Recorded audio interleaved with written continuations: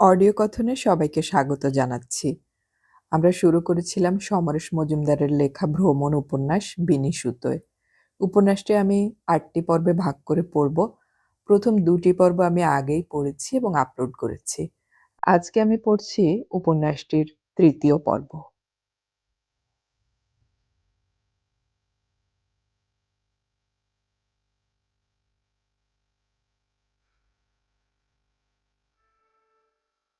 রাতের খাওয়া প্লেনেই সেরেছি আমরা। অগত্যা নূপুর বিদায় নিলেন।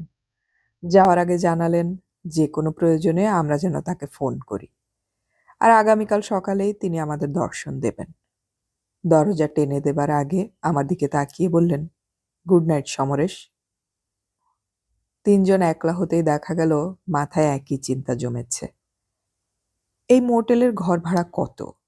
অরিজিৎ ততক্ষণে টেলিফোনের পাশে রাখা মোটেলের কাগজপত্র ঘেঁটে ফেলেছে। ঢোকার সময় রিসেপশন আমাদের অ্যাডভান্স দিতে বলেনি। এই কাজটা যদি নূপুর করে ফেলে থাকেন তাহলে খুবই অস্বস্তি ব্যাপার হবে। মিনিট ১৫ বাদে নূপুরের ফোন এলে অরিজিৎ ধরল। কোনো অসুবিধে হচ্ছে না বলে জানালো। তারপর জানতে চাইল সবিনয়ে।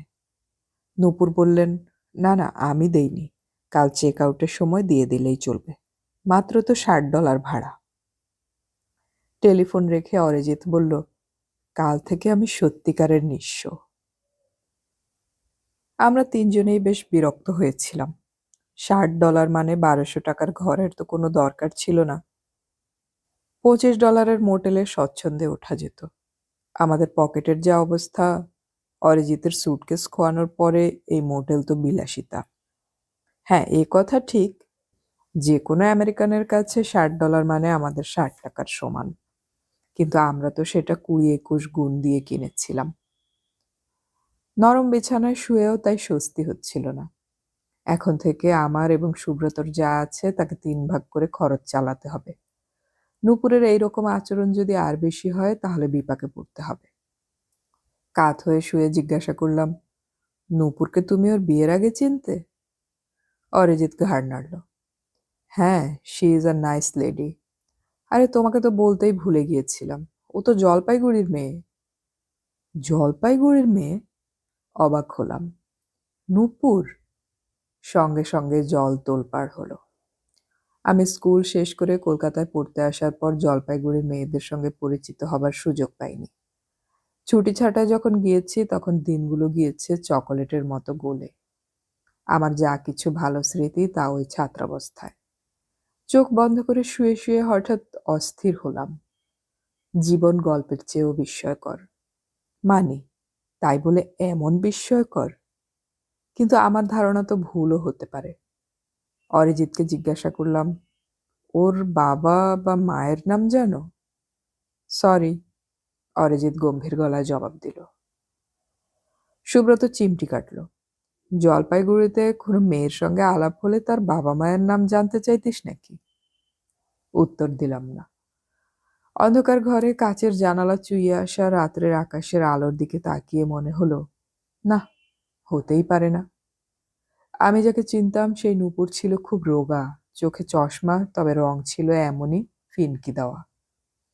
স্মৃতি বলছে সে ছিল খুবই গোবেচারা। স্কুলের উঁচু ক্লাসে পড়তো, দেশি ফ্রক পরে অনেক লজ্জা নিয়ে হাঁটত। কিন্তু সেই মেয়েকে নিয়ে আমার কোনো কৌতূহল ছিল না। সে ছিল এই পর্যন্তই। অস্বস্তি এত বেড়ে গেল যে সময় ভুলে টেলিফোনের বোতাম টিপলাম। একটি মেয়েলি গলা জানান দিল মার্কিন উচ্চারণে। তাকে জানালাম আমি সমরেশ, নূপুরের সঙ্গে কথা বলতে চাই, যদি অসম্ভব না হয়। মেয়েটি বলল, মা বোধহয় শুয়ে পড়েছেন, একটু ধরুন। হঠাৎ মনে হলো আমি তো কাল পর্যন্ত অপেক্ষা করতে পারতাম। এই আবেগতাড়িত কার্যকলাপ চিরকাল আমাকে অস্বস্তিতে নিয়ে যায়। তবু তো শিক্ষা হলো না, তাই ঘুমন্ত এক ভদ্রমহিলাকে বিরক্ত করা। নূপুরের গলা শুনলাম। বলুন স্যার, কোনো অসুবিধা হয়েছে? না না, আমি দুঃখিত, আপনি ঘুমোচ্ছেন জানলে। ওহো, ঠিক আছে, আমি ঘুমোইনি। মেয়ে নাম বলতেই উঠে এলাম। মেয়ে কত বড় হলো? ও, 16।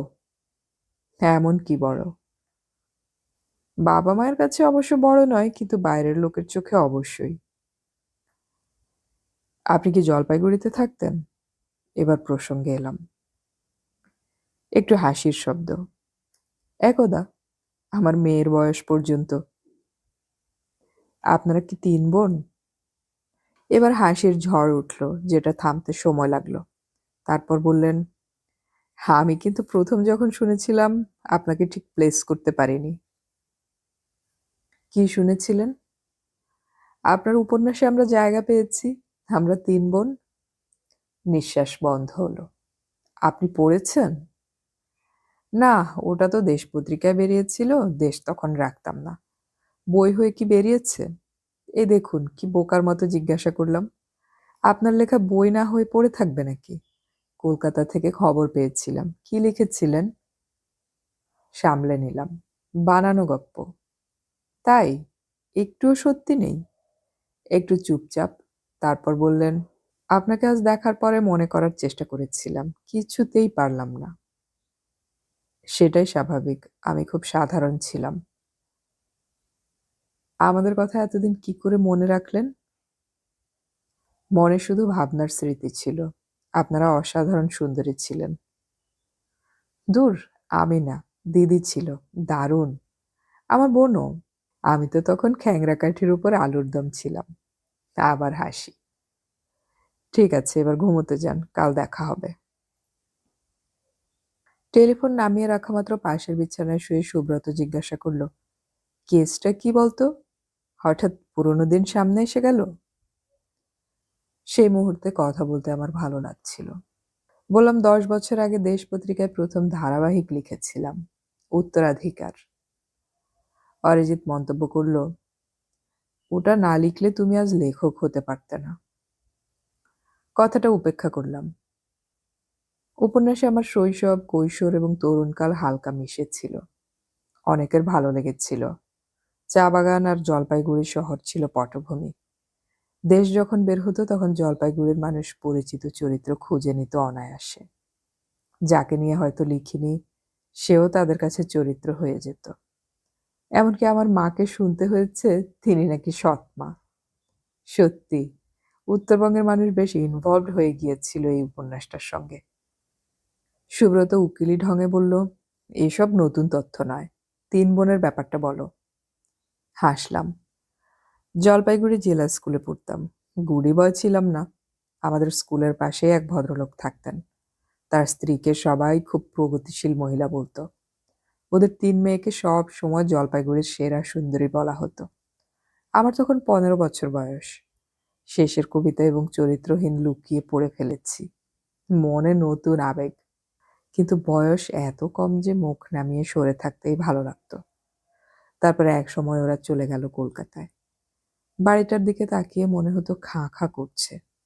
কিন্তু উত্তরাধিকারে উর্বশী, মেনকা এবং রম্ভার কথা পড়তে জলপাইগুড়ির লোক বলল এরা ওরাই। অস্বীকার করলেও কেউ শোনেনি। তুই কখনো যাসনি ওদের বাড়িতে? একদিন দাদু কি একটা প্রয়োজনে পাঠিয়েছিলেন ওদের বাবার কাছে। তখন আর একটু কাছ থেকে দেখেছিলাম, কথা হয়নি। সুচিত্রা সেন ছিলেন সেই সময় আমাদের স্বপ্নের নারী। ওদের বড় বোনকে দেখে সমস্যায় পড়েছিলাম, কাকে ১ নম্বর জায়গাটা দেব। এই পর্যন্তই। কিন্তু তোর অনিমেষ তো রীতিমতো রম্ভার প্রেমে পড়ব হয়েছিল। পুরোটাই বানানো। অর্থাৎ যেটা হলে ভালো লাগতো অথচ হয়নি, সেটাই তুই লেখায় এনে তৃপ্তি পেতে চেয়েছিস। আমি হাসলাম। ফ্রয়েড সাহেবও হয়তো এমনই ব্যাখ্যা করতেন। তারপর ঘর যখন চুপচাপ হয়ে গেল তখন মনে হলো, কোথায় লস এঞ্জেলসের হলিডে ইন আর কোথায় জলপাইগুড়ির হাকিমপাড়া। অথচ যোগাযোগ হয়ে গেল কিরকম আশ্চর্যজনকভাবে। সেই সময়ের আবেগ আজ অবশিষ্ট নেই, থাকার কথাও নয়। এক কৈশোর পার হওয়া তরুণের উল্টোপাল্টা ভাবনাটাকে কি আমি বয়স্ক মনে ধরতে চেয়েছিলাম উপন্যাসে? কিন্তু এও তো জানি, আমি একাই সেই কল্পনা করিনি। আমার সমবয়সী বা কিছুটা বড় অনেক তরুণী একই ভাবনা ভেবে গেছে ওদের নিয়ে। উত্তরাধিকার বের হবার পর তাদের কেউ কেউ অকপটে বলেছে আমায়, আমার ব্যাপারটা তুমি কেমন করে জানলে? সকালে ঘুম ভাঙল টেলিফোনের শব্দে। অরিজিৎকে ফোন করেছে নিউ জার্সি থেকে সিদ্ধার্থ। অভয় দিয়ে জানালো ডলার নিয়ে ভাবনার কোনো কারণ নেই। অরিজিৎ হতাশ গলায় বলল, চমৎকার। 4,000 কিলোমিটার দূর থেকে তুমি বলছো কোনো কারণ নেই? এদিকে মোটেলের ভাড়া মিটিয়ে আমার পকেট একদম খালি। এখানে যে আছি জানলে কি করে? সিদ্ধার্থ জবাব দিল, তোমাদের হোস্টেসকে ফোন করেছিলাম, সকাল 9:30টায় বেরিয়ে পড়বে। কাল যে ডিরেকশন দিয়েছি সেই মতো গিয়ে পাসপোর্ট দেখালেই টাকা পেয়ে যাবে। এখানে তোমার দ্বিতীয় সুটকেস ঘেটে ট্রাভেলার্স চেকের নম্বর পেয়ে গেলাম, লিখে নাও। টেলিফোন রেখে অরিজিৎকে বিড়বিড় করতে শুনলাম, হে কি সম্ভব? প্রশ্নটা আমার মাথাতেও ঠোকর খেলো। কলকাতায় কারো টাকার দরকার, বোম্বেতে ফোন করে জানাতেই সেখানে টাকা জমা দেওয়া হলো, আর আমি ডালহৌসিতে গিয়ে সেই টাকা কয়েক ঘন্টার মধ্যেই তুলে নিলাম।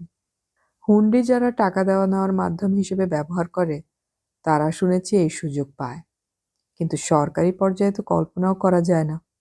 দেখা যাক। নূপুর এলেন সুন্দর সৌরভ নিয়ে। হেসে বললেন, কি আমাকে এবার চেনা যাচ্ছে? মাথা নেড়ে বললাম, একটুও মিল নেই। যাক, বাঁচা গেল। আচ্ছা, আমাদের নিয়ে কি খুব বেশি রস করা হয়েছিল? না না, ও সবই কল্পনা ছিল। ঠিকই, কল্পনায় কি আপনার নায়ক প্রেমে পড়তে পেরেছিল? অনিমেষ, মানে আমার নায়কের বয়স ছিল তখন 15। হো, তাই বলুন। আমার এক বন্ধু লিখেছিল আপনি নাকি আমাদের নাম পাল্টে খুব খারাপভাবে লিখেছেন। হয়তো জলপাইগুড়িতে থাকলে অনেক কিছু মনে করতাম। এখন মজা লাগছে। আমাকে বইটা পড়তে হবে। এটুকু মনে আছে সে সময় জলপাইগুড়ির ছেলেপুরো সবাই দিদির দিকে তাকাতো। দারুণ দেখতে ছিল দিদি। যাকগে, আজ কি প্রোগ্রাম? বেরোবেন কখন?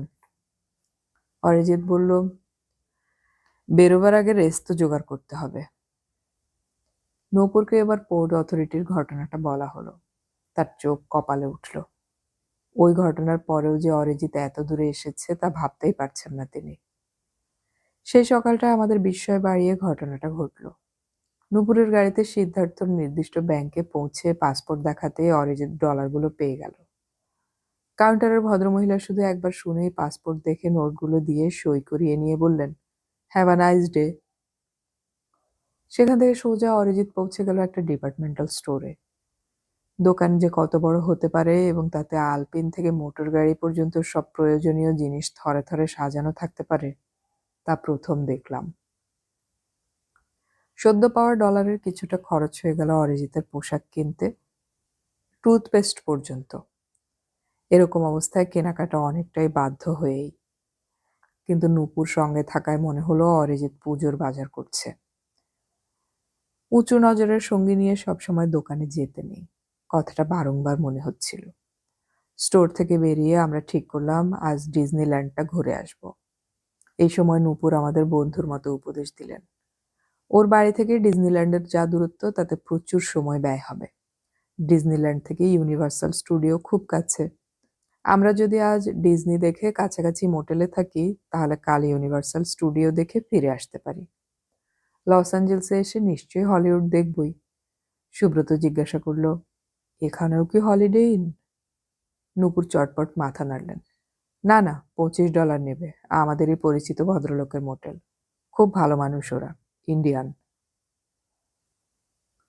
হলিডে ইন থেকে চেক আউট করে নূপুরের গাড়িতে ঘন্টা দেড়েক ছোটার পর আমরা যখন মোটেলটিতে পৌঁছালাম তখন দুপুর।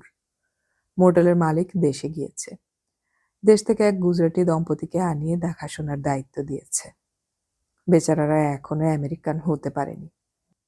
লস অ্যাঞ্জেলসে এমনিতেই শীত নেই, কিন্তু কাউকে চটি পরে হাঁটতে দেখিনি। মধ্যবয়সী এই ভদ্রলোকটিকে চটি পায়ে হেঁটে আসতে দেখলাম রাস্তা পার হয়ে। নূপুর ফিরে গেলেন। ঠিক হলো আগামীকাল বিকেলে তিনি এসে আমাদের ফিরিয়ে নিয়ে যাবেন। দোতলা মোটেলটি ছোট, ঘর মন্দ নয়। আমাদের খিদে পেয়েছিল খুব। আমি নিচে নেমে ম্যানেজার ভদ্রলোকের সঙ্গে দেখা করে জানতে চাইলাম খাবারের দোকান কোথায়। ভদ্রলোক সহানুভূতির চোখে তাকালেন। তারপর জিজ্ঞাসা করলেন, ভাই সাহেব, আপনি এদেশের হ্যামবার্গার আর কেন্টাকি চিকেন দুবেলা খেতে পারছেন? বললাম, এখনো সেরকম সমস্যায় পড়িনি। পাগল হয়ে যাবেন, আমার বউ যদি সঙ্গে না থাকতো তাহলে এখানে থাকতেই পারতাম না। 3 মাস হলো এখানে এসেছি। মনে হচ্ছে কতদিন। কেন এলেন? পেটের ধান্দায়। দেশে একটা ব্যবসা করতাম, লস হলো, ধার বাড়লো। তা আমার স্ত্রীর আত্মীয় যিনি এই মোটেলের মালিক প্রস্তাবটা দিতেই রাজি হয়ে গেলাম। আমাদের বাড়ি ভাড়া লাগে না, $1000 দেয়, 700 বাঁচাই, মানে 14,000 টাকা। 2 বছর বাঁচাতে পারলে সব ধার শোধ হয়ে যাবে। তখন ফিরে যাবেন? অবশ্যই। কি আছে এখানে? কারো সঙ্গে মনের কথা বলতে পারি না, চারধার ফাঁকা আর রাস্তায় গাড়ি ছুটছে। আপনাদের মতো ইন্ডিয়ান খদ্দের পেলে একটু ভালো লাগে। সেই গল্পটা মনে পড়ে যায়। সোনা চেয়েছিল লোকটা, বর পেল। যা ছোবে তাই সোনা হয়ে যাবে, তার খাবারটাও যে সোনা হয়ে যাবে তা ভাবেনি। ভাই সাব, আজ আপনি রুটি আর সবজি খাবেন? আমার স্ত্রী দারুণ বানায়। ওপাশের ঘর থেকে ভদ্রলোকের স্ত্রীর গলা ভেসে এলো। শুধু ওকে বলছো কেন? ওর 2 বন্ধুও তো সঙ্গে আছেন, 3জনকেই বলো। ভদ্রলোক হাত জোড় করলেন। হ্যাঁ হ্যাঁ, 3জনেই আসুন। মাথা নাড়লাম। অনেক ধন্যবাদ আপনাদের, কিন্তু এখনই আমরা ডিজনিল্যান্ডে যাব।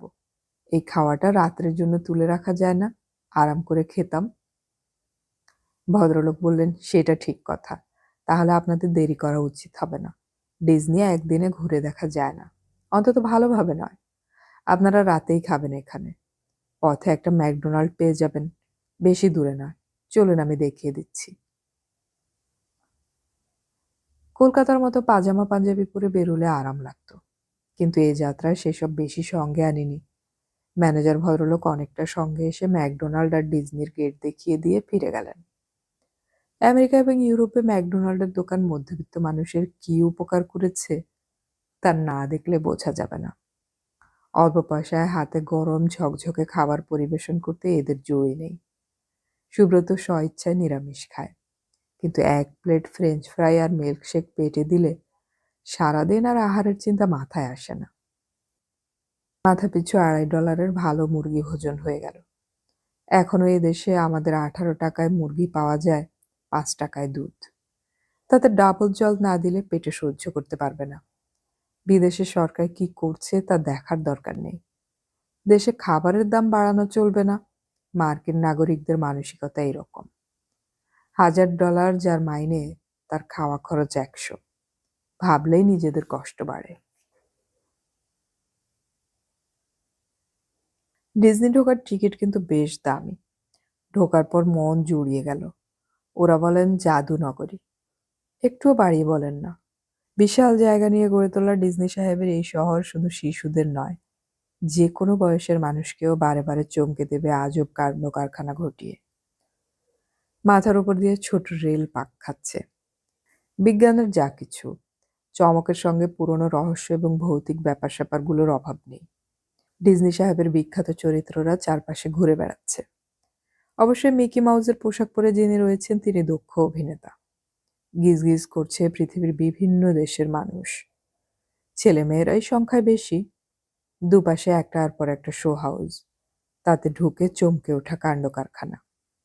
এইরকম এক রঙিন পরিবেশে দেখলাম 2টি বালক বালিকা কানে হেডফোন লাগিয়ে নেচে যাচ্ছে। মাঝে মাঝে চোখ বন্ধ করে কানে ঢোকা গানটি উঁচু গলায় গেয়ে উঠছে। এবং এই বাচ্চারা কি ধরনের গান ভালোবাসে? কাছে গিয়ে কান পেতে শোনার চেষ্টা করলাম। বাচ্চাগুলো গাইছিল পৃথিবীর সবচেয়ে নোংরা লোকটাকে, কার নিঃশ্বাসে আমরা অসুস্থ হব, সে আর কেউ নয়, নরিয়েগা নরিয়েগা। হতভম্ব হয়ে গেলাম। কদিন থেকে কাগজ এবং টিভিতে লক্ষ্য করছি পানামার রাষ্ট্রপ্রধান নরিয়েগার বিরুদ্ধে মার্কিন সরকার অভিযোগ করে যাচ্ছেন ভদ্রলোক নাকি মার্কিন দেশে ড্রাগের ব্যবসা ফেঁদেছেন। এ ব্যাপারে হাওয়া বেশ তপ্ত, কিন্তু সেই লোকটির বিরুদ্ধে গান তৈরি করে শিশুদের মধ্যে ক্যাসেট ছড়িয়ে দেওয়ার পেছনে কি যুক্তি থাকতে পারে? কিছুদিন বাদে প্রশ্নটির উত্তর জানা গেল। মানুষটির নাম জেনারেল আন্তোনিও নোরিয়েগা। আজীবন মার্কিন সরকারের স্নেহে লালিত ছিলেন তিনি। আমেরিকার মূল ভূখণ্ডের খুব কাছে ছোট্ট দেশ পানামা। নোরিয়েগা তারই জেনারেল। পানামা স্বাধীন রাষ্ট্র। 2 দেশের মাঝখানে যে খাল, তার উপর আমেরিকার আধিপত্যের চুক্তিকাল শেষ হয়ে যাচ্ছিল। এদিকে নরিয়াগার আচার-আচরণ দেখে মনে হচ্ছিল লোকটা এবার এমন কিছু করবে যাতে আমেরিকার স্বার্থ নষ্ট হয়। প্রেসিডেন্ট বুশ সাহেব সে কারণে বেশ শঙ্কিত ছিলেন। যদি পানামা সরকার ওই খালের ওপর কর্তৃত্ব করতে আরম্ভ করে, তাহলে শুধু জাহাজ চলাচলের উপর নিয়ন্ত্রণই নয়, আরও কিছু সম্ভাবনা আছে। অথচ পানামার অর্থনৈতিক কাঠামোকে শক্ত রাখতে আমেরিকাকে নিয়মিত ডলার জোগাতে হয়। ওই স্বাধীন দ্বীপটি গণতান্ত্রিক নয়। নরিয়াগা যা করবেন তাই মানতে হতো সে দেশের নাগরিকদের।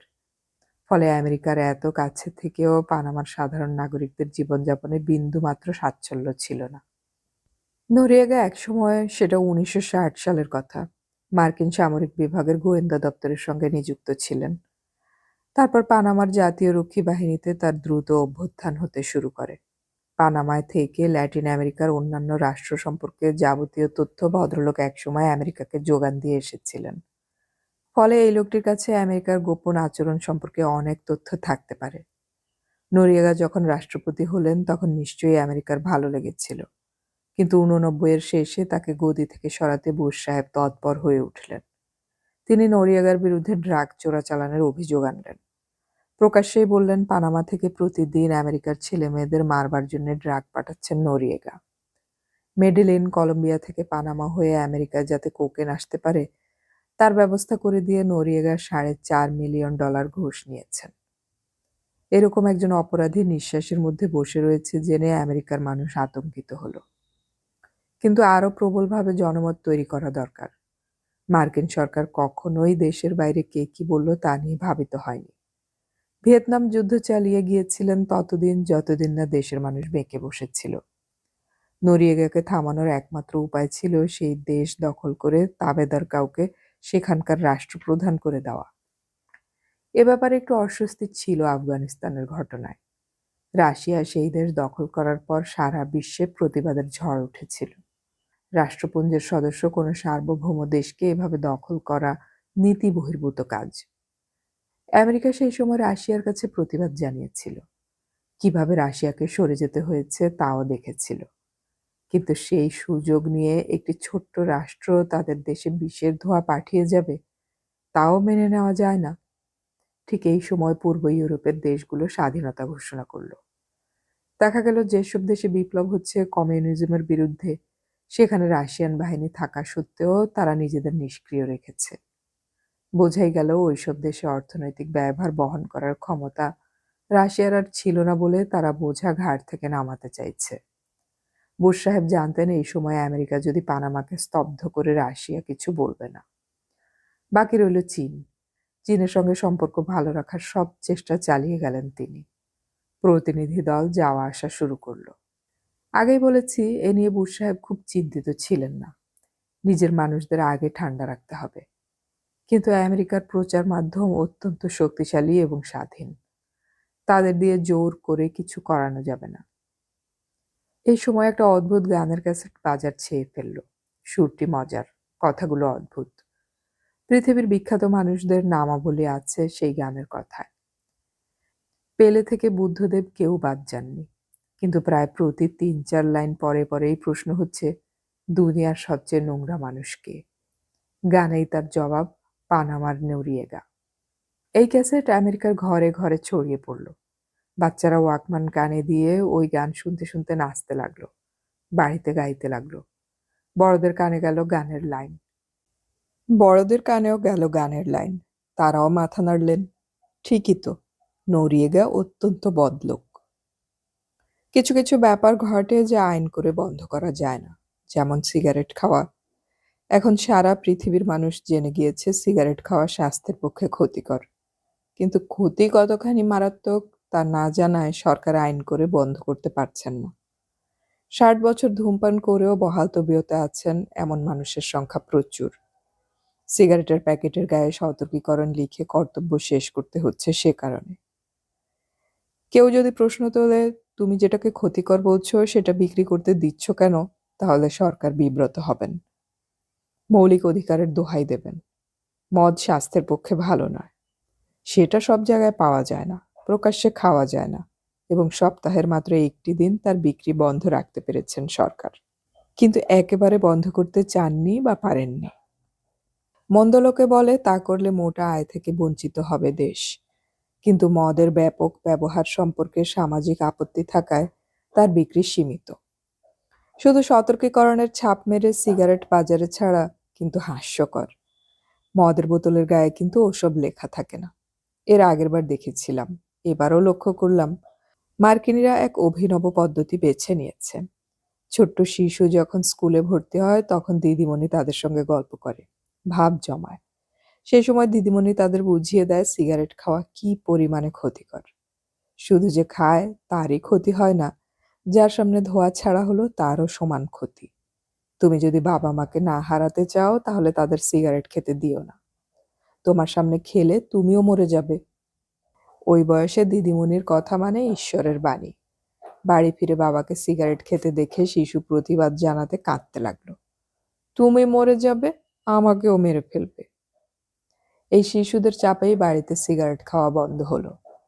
গাড়িতে সিগারেট খাওয়া চলবে না বাচ্চা থাকলে। ধরালেই তারা নাকে হাত চাপা দিয়ে চেঁচাতে আরম্ভ করে। ফলে সিগারেট খাওয়া কমতে লাগলো। আর এই বাচ্চাগুলো বড় হচ্ছে সিগারেট বিরোধী মানসিকতা নিয়ে।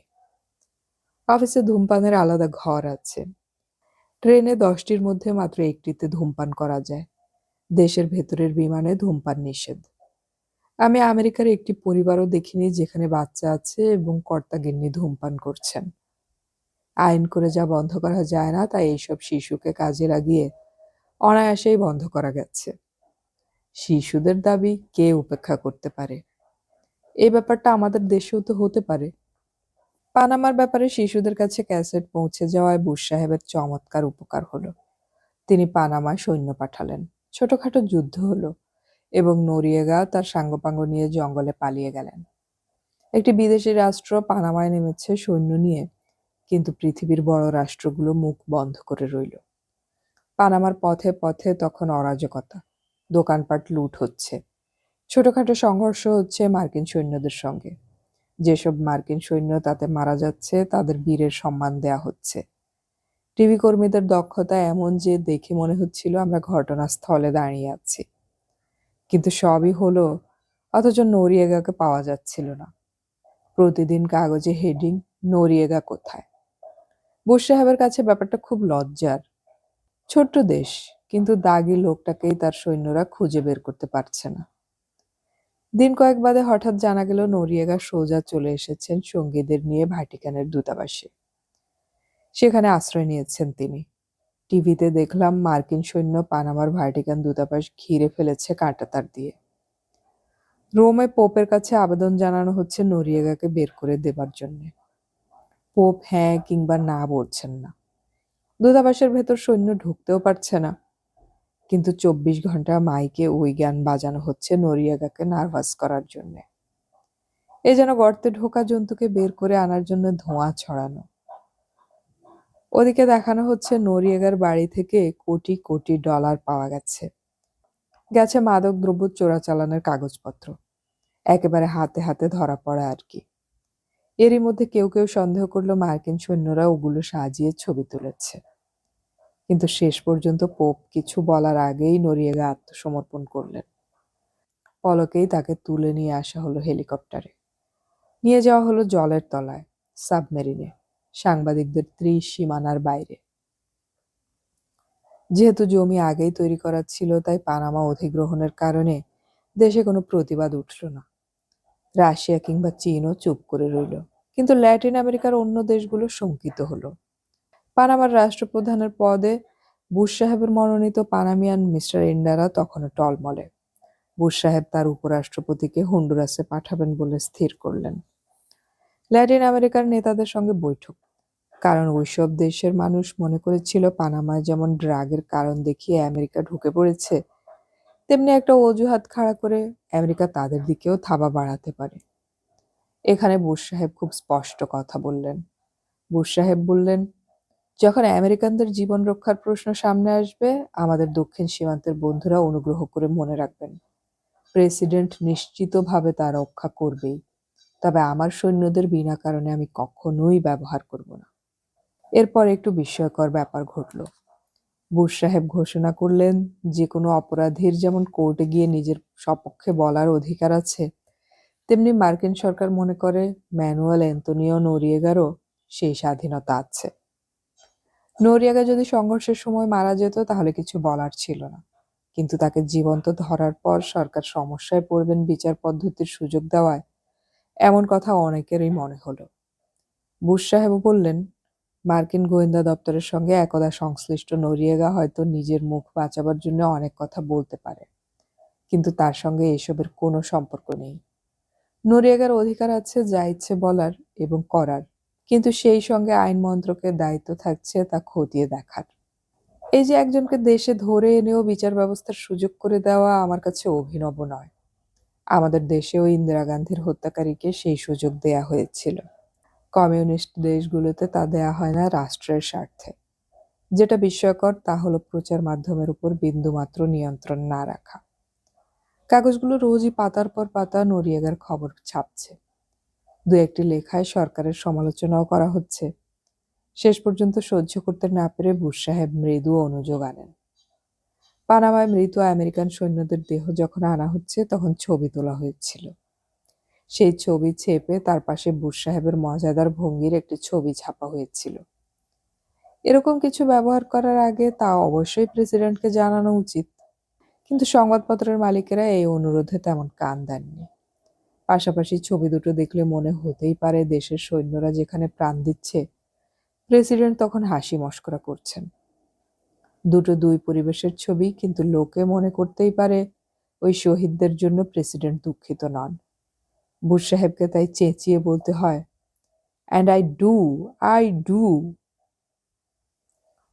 একটি পুতুল সরকারকে পানামায় বসিয়ে আমেরিকা কিন্তু দায়িত্ব শেষ করতে পারেনি। খালের ওপর তাদের নিয়ন্ত্রণ রইল, কিন্তু সে কারণে কোটি কোটি ডলার খরচ করতে হলো পানামার অর্থনৈতিক কাঠামো পুনর্গঠনের জন্য। এর 10 মাস বাদে যখন শুটিংয়ের কারণে আমেরিকায় গিয়েছিলাম, তখন দেখেছি সেখানকার মানুষ নোরিয়েগার কথা প্রায় ভুলেই গেছে। 10 মাসেও তার বিচার শুরু হয়নি, কিন্তু আমেরিকার ড্রাগ আসা বন্ধ হয়েছে বলে মনেই হলো না। নইলে ড্রাগ বিরোধী প্রচারের কাজে লক্ষ লক্ষ টাকা খরচ করতে হবে কেন? পৃথিবীর সব দেশেই মাফিয়ারা প্যারালাল সরকার চালায়, আর ড্রাগ এমন একটা ব্যবসা যা থেকে প্রচুর অর্থ আসে। মাফিয়ারা হাত গুটিয়ে রাখবে তার কোনো কারণ নেই। মনে আছে আটলান্টিক সিটি থেকে নিউ জার্সিতে ফিরছি, একটি সাদা ছেলে এগিয়ে এলো, তোমাদের বাসে জায়গা আছে? আমি নিউ জার্সি যাব। জায়গা নেই শুনে বিমর্ষ হলো। তারপর নিচু গলায় জিজ্ঞাসা করলো, তোমরা তো ট্যুরিস্ট, কোত্থেকে এসেছো? ভারতবর্ষ শুনে যেন স্বস্তি পেল। বলল, আমি একটা প্যাকেট দিচ্ছি, তোমাদের ঠিকানা বলো, আমার বন্ধু তোমাদের কাছ থেকে নিয়ে যাবে। কিসের প্যাকেট জানতে চাইলে সে কাঁধ ঝাঁকালো। বলল, গাড়িতে তোমার পায়ের কাছে ফেলে রেখো, তোমাকে $50 দেব। আমরা রাজি না হলেও অনেক ছেলে এইভাবে ক্যারিয়ার হয়ে যায়। আগে কালোরা কাজটা করতে পয়সার লোভে, শেষ পর্যন্ত ওরা চিহ্নিত হয়ে যেতে সাদা ছেলেদের কাজে লাগানো হলো। এখন এশিয়ানদের হচ্ছে, কারণ এশিয়ানদের উপর পুলিশের সন্দেহ কম। নিউ জার্সি থেকে ম্যানহাটনে একটা মাঝারি প্যাকেট পৌঁছে দিতে পারলেই $100 পাওয়া যায়। এই প্রলোভন সামলানো মুশকিল। অথচ জীবনের এইসব কালো দিকগুলোকে বেমালুম ভুলে যেতে হয় ডিজনিতে ঢুকলে। বুদ্ধি এবং বিজ্ঞান জড়িয়ে মিশিয়ে চমকপ্রদ অভিজ্ঞতা দেয় শিশুদের, আর তখনই আমাদের দেশের ছেলে মেয়েদের কথা মনে পড়ে। ওরা এই অভিজ্ঞতা থেকে বঞ্চিত। আহ, যদি আমাদের শিশুদের জন্য এমন ডিজনিল্যান্ড ভারতের শহরে শহরে করা যেত। মোটেলে ফিরতে সন্ধ্যা, চারধার শুনশান। পরিষ্কার পরিচ্ছন্ন হওয়া মাত্র ডিনারের আমন্ত্রণ এলো। ঘড়িতে এখন মোটে 9:30, কিন্তু দিনের আলো সবে মরেছে। আমরা চমৎকার গুজরাটি রান্না খেলাম। ভদ্রমহিলা পরিবেশন করতে করতে জানালেন, কলকাতার ল্যান্সডাউনে তার ছেলেবেলা কেটেছে। কলকাতা থেকে এসেছি শুনে তিনি খুব খুশি। আবহাওয়া একসময় এমন ঘরোয়া হয়ে গেল যে ভদ্রমহিলা আমাদের সন্তানদের খবর নিতে লাগলেন। আমার কটি সন্তান এ খবর আমেরিকার কেউ নেওয়ার চেষ্টা করেননি এর আগে। খাওয়া শেষে ভদ্রমহিলা বললেন, এইভাবে একা একা বেড়ানো ভালো নয়। আপনি এরপরে যখন আসবেন মেয়েদের সঙ্গে আনবেন। স্বামীরা কিছুই দেখায় না, যা দেখার তা বাবার জন্যই দেখে মেয়েরা, আর সেটাই সারা জীবন মনে রাখে। ভদ্রলোক হাসলেন। দেখলেন কাণ্ড, আমি যে ওকে আমেরিকায় এনেছি সেটা কোনো ব্যাপারই নয়। ওর বাবা শুধু দ্বারকা দেখিয়েছিল আর সেটাই মনে রেখেছে। রাতে বিছানায় শুয়ে ব্যাপারটা ভাবতে খুব ভালো লাগছিল। এত দূরে এসেও এক ভারতীয় মহিলারা চমৎকার ভারতীয় আছেন। বাবার প্রতি টান ভারতীয় মেয়েদের মতো আর কার আছে? ইউনিভার্সাল স্টুডিও দেখার জন্য অরিজিৎ খুব উদগ্রীব ছিল। যারা নাটক কিংবা ছবির সঙ্গে যুক্ত তারা ব্রডওয়ে অথবা ইউনিভার্সাল দেখা মানে তীর্থ দর্শন বলে মনে করেন।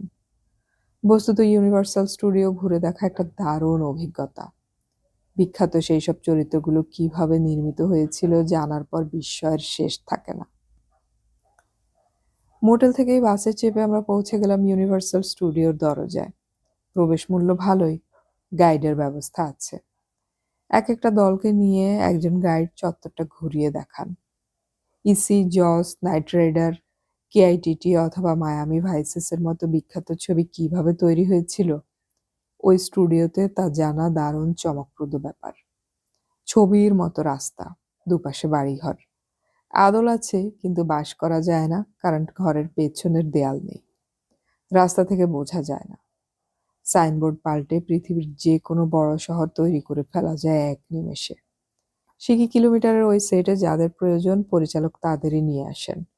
নিশ্চিন্তে শুটিং করা যায়, কারণ কৌতূহলী জনতার ভিড় নেই। আমরা ট্রাম ট্যুর নিয়েছিলাম। দিন দুপুরে হঠাৎ ঝড় উঠল, মড়মড় করে গাছ পড়ল, প্রবল জলোচ্ছ্বাস পাহাড় কাঁপিয়ে নেমে এলো। ট্রাম চলতে আরম্ভ করলে সব ঠিকঠাক। সেই যে হাঙ্গরকে নিয়ে বিখ্যাত ছবি জস, কে ভেবেছিল তা তোলা হয়েছে একটি মাঝারি পুকুরে? পুকুরের প্রান্তে বিশাল বোর্ডের সমুদ্রের ছবি এঁকে তা জলের সঙ্গে এমনভাবে মিলিয়ে দেওয়া হয়েছে যে সমুদ্র বলেই ভ্রম হয়। যন্ত্রচালিত একটি হাঙ্গরকে এখনো সেই পুকুর ঘুরিয়ে দর্শকদের মজা দেওয়া হয়। স্টার ট্রেক অ্যাডভেঞ্চার কি একটা বড় টেবিল তৈরি হয়েছিল? এসব দেখে দেখে একসময় অবাক হওয়ার বোধটা চলে গেল। মনে হলো এটাই স্বাভাবিক। মানুষ তার বুদ্ধি দিয়ে ছবি বানিয়ে আমাদের মনে যে বাস্তবের ছবিটা তুলে ধরে, সেটাও তো ছবি দেখার সময় সত্যি। কিন্তু আমরা একটা জিনিসের ব্যাখ্যা করতে পারিনি। আমাদের ট্রাম এক গুহায় ঢুকলো। হুঁশিয়ারি দেওয়া হলো ওপাশ থেকে দুরন্ত গতিতে ট্রেন আসছে। আমরা তাকে আসতে দেখলাম। 150 মাইল গতিতে ইঞ্জিনটা ছুটে এসে ধাক্কা খেলো আমাদের পাশের থামে। হুড়মুড়িয়ে উঠল পৃথিবী। থাম উল্টে গেল, আমাদের ট্রাম হেলে গেল, আগুন উঠল ছিটকে। বিশাল ইঞ্জিন চূর্ণ বিচূর্ণ হয়ে গেল। এসব চোখের সামনেই দেখলাম। আতঙ্কে চেঁচিয়ে উঠলেন কেউ কেউ। আগুনের হলকা গায়ে লাগছে। গাইড তাড়াতাড়ি ট্রামটাকে গুহা থেকে বের করে এনে বললেন, ঠিক 1 মিনিটেই ইঞ্জিন আর থাম আগের চেহারায় ফিরে যাবে। কি করে ওই টুকরো হয়ে যাওয়া লোহা জোড়া লাগে এবং ইঞ্জিনের চেহারা নেয় 1 মিনিটের মধ্যে, তা ওরাই জানেন। জানতে চাইলে হাসেন। কিংবা সেই ভাঙা কাঠের সাঁকোর ওপর দিয়ে যখন ট্রাম গেল, ট্রামটা বেঁচে গেল শেষ মুহূর্তে। মিনিট 2-এর মধ্যেই সাঁকোটা আবার আগের চেহারা ফিরে পেল। কারিগরি বিদ্যা যেখানে পৌঁছেছে আমাদের নজর তাকে ম্যাজিক বলে ভুল করে। কলকাতার টালিগঞ্জের স্টুডিওগুলোর কথা মনে পড়লে সেই একই ধরনের কষ্ট বুকে জমে। আধুনিক প্রয়োগবিদ্যার চূড়ান্ত সুযোগ নিয়ে এরা ছবি বানাচ্ছে আর আমরা এখনো প্রাগৈতিহাসিক যুগে পড়ে আছি। এখানে রোজ নতুন নতুন আবিষ্কার হচ্ছে আর পরিচালকরা তার সুযোগ নিচ্ছেন। আমাদের ছবিতে একটা সামান্য স্পেশাল এফেক্ট করতে বোম্বে ছুটতে হয়। কি পরিমাণ প্রতিভা থাকলে সত্যজিৎ রায় ওই পরিবেশ থেকে সত্যজিৎ হন, তাই এখানে এলে বোঝা যায়। স্টুডিওতে যাওয়ার আগে আমরা চেক আউট করে মোটেলের অফিস ঘরে জিনিসপত্র রেখেছিলাম। ফিরে দেখলাম নূপুর এসেছেন তার গাড়ি নিয়ে। আজ শাড়ি পরে এসেছেন, দারুণ সুন্দর দেখাচ্ছে। আজ রাত্রে আমরা ওর বাড়িতে থাকবো। আমাদের অভিজ্ঞতার কথা শুনতে শুনতে চুপচাপ গাড়ি চালাচ্ছিলেন। হঠাৎ বললেন, চলো তোমাদের সমুদ্রের ধারে নিয়ে যাই। কার কপালে কি আছে দেখা যাক। অরিজিৎ জিজ্ঞাসা করলেন, সেটা কিরকম? নূপুর হাসলেন, জবাব দিলেন না। আমরা সমুদ্রের পাশে গিয়ে দাঁড়ালাম। ওপাশে জাপান, সামনে প্রশান্ত মহাসাগর। বাংলা কবিতা এবং গানেও এই সমুদ্রের কথা বলা হয়েছে। চুপচাপ, বড় শান্ত মনে হলো। আমাদের দেখা সমুদ্রের চেহারার সঙ্গে খুব একটা মিল নেই। মনে হলো দীঘাতেও বেশি ঢেউ দেখেছি। সমুদ্রের ধার ঘেঁষে দোকানপাট, রেস্টুরেন্ট, মাছ ধরার ব্যবস্থা। খানিকটা জায়গা যাকে বলে একেবারেই জমজমাট। নূপুর আমাদের নিয়ে এলেন সেখানে। নানান রকমের সুভেনির বিক্রি হচ্ছে। নূপুর দাঁড়ালেন যে দোকানের সামনে, সেখানে কাচের জারের পেছনে ফিলিপিনি মেয়েরা দাঁড়িয়ে। জারের মধ্যেও ঝিনুকের মতো দেখতে কিছু স্তূপীকৃত। পেছনে একটা নোটিশ বোর্ড লেখা আছে, $5 বিনিময়ে ঝিনুক কিনুন। কোনো না কোনো সাইজের একটি কিংবা দুটি মুক্তো আপনার জন্য অপেক্ষা করছে সেই ঝিনুকের পেটে। তারপর কোন সাইজের মুক্তোর কি দাম হতে পারে সেই তালিকা। দেখলাম $5 থেকে $50 মধ্যে দাম ছড়ানো রয়েছে। $5 দিলে একবারই একটি ঝিনুক দেখা যাবে। মুক্তো ছড়া চাইনা কন্যা, চাইনা মতির হার, এই কথা চিরকাল বলে এসেছি। কিন্তু এখানে এই প্রশান্ত মহাসাগরের পাশে দাঁড়িয়ে কৌতূহল হলো। অরিজিৎ পকেট থেকে $5 বের করে ভদ্রমহিলার হাতে দিতে তিনি জিজ্ঞাসা করলেন, কোন ঝিনুকটি আপনি তুলে দেখতে চান? অরিজিৎ একটু বড়সড় ঝিনুক দেখিয়ে দিতেই ভদ্রমহিলা চিমটি দিয়ে সেটিকে তুলে চোখের সামনে রাখলেন। তারপর ছুরি দিয়ে চাপ দিতে লাগলেন পেটের খাঁজে। কয়েক সেকেন্ডের মধ্যে ঝিনুকটি 2 টুকরো হলো। পেটের ভেতর খোঁচাতেই চিকচিক করে উঠল এবং একটা মটর দানার মতো মুক্তো বেরিয়ে এলো। সঙ্গে সঙ্গে ভদ্রমহিলা একগাল হেসে অরিজিতের হাতে সেটিকে তুলে দিলেন। এই মুক্তোর দাম কত? সুব্রত মুক্তো পেল $15। আমার খুব লোভ করছিল, সেই সঙ্গে ভয়। যদি আমার ভাগ্যে $1 মুক্তো ওঠে যা কাউকে দেওয়া যায় না। না বলা সত্ত্বেও সবাই এমন অনুরোধ করতে লাগলো যে $5 খরচ করতে হলো। মাঝামাঝি সাইজের ঝিনুক তুলে তার বুক বিদীর্ণ করা হলো। কিন্তু এ কি? ভদ্রমহিলা তন্ন তন্ন করে খুঁজেও একটা মুক্তোও পেলেন না। চাপা গলায় তিনি তার সঙ্গিনীকে বললেন সে কথা। সঙ্গিনী ছুটে গেল ভেতরে। আমি হেসে বললাম, আমার কপালটা কিরকম আর একবার বোঝা গেল। নূপুর বললেন, এ হতেই পারে না। আমি বললাম, হয় এবং হলো, নিজের চোখেই তো দেখলেন। এই সময় ভেতর থেকে এক বৃদ্ধ ফিলিপিনি হন্তদন্ত হয়ে বেরিয়ে এসে অদ্ভুত ইংরেজি উচ্চারণে আমাকে বললেন, জেন্টলম্যান, কোথাও কিছু ভুল হয়েছে। তুমি এই ঘটনার কথা কাউকে বলো না। ট্রাই অ্যানাদার ঝিনুক, পয়সা লাগবে না। কথাগুলো বলার সময় তার চোখ চারপাশে ঘুরছিল, যা দেখার মতো। তিনি চাইছিলেন কেউ শুনতে না পাক। আমি মাথা নাড়লাম।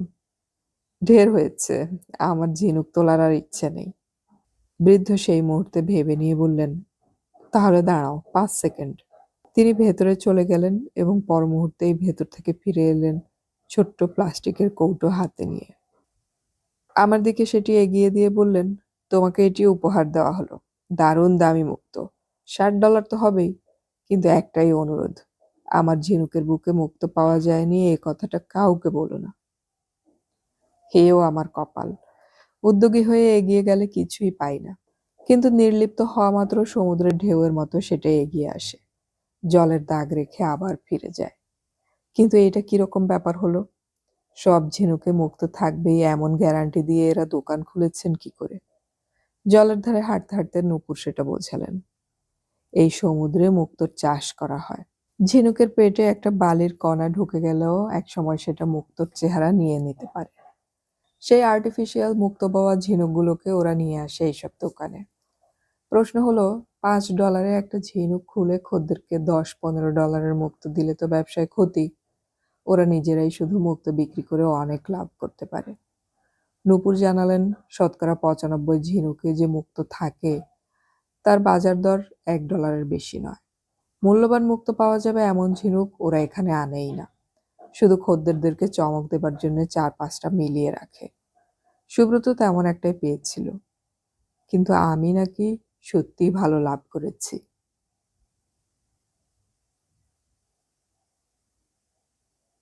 দীর্ঘ পথ পাড়ি দিয়ে আমরা চলে এলাম নূপুরের বাড়ি। পাড়াটি সুন্দর। হলিউডের ছবিতে মধ্যবিত্ত পাড়াগুলো এরকমই দেখেছি।